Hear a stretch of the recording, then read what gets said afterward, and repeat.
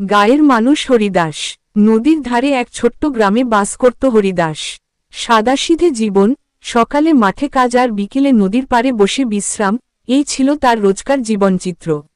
জমি ছিল অল্প, কিন্তু তাতেই তার মন ভরে থাকত। হরিদাসের একটা গরু ছিল, নাম ছিল গৌরী। সেই গরুটিকে খুব ভালোবাসত, যেমন নিজের সন্তানের মতো। প্রতিদিন সকালে গৌরীর দুধ দোহন করত, আর সেই দুধ নিয়ে হাটে যেত বিক্রি করতে। একদিন হঠাৎ গৌরী অসুস্থ হয়ে পড়ল। হরিদাস খুব চিন্তিত হয়ে পড়ল, কারণ গরুটিই ছিল তার একমাত্র অবলম্বন। গ্রাম্য বৈদ্য ডাকল, ওষুধও দিল, কিন্তু গৌরী সেরে উঠছিল না। তখন হরিদাস নিজের সঞ্চিত কিছু টাকা নিয়ে শহরের পশু ডাক্তার ডেকে আনল।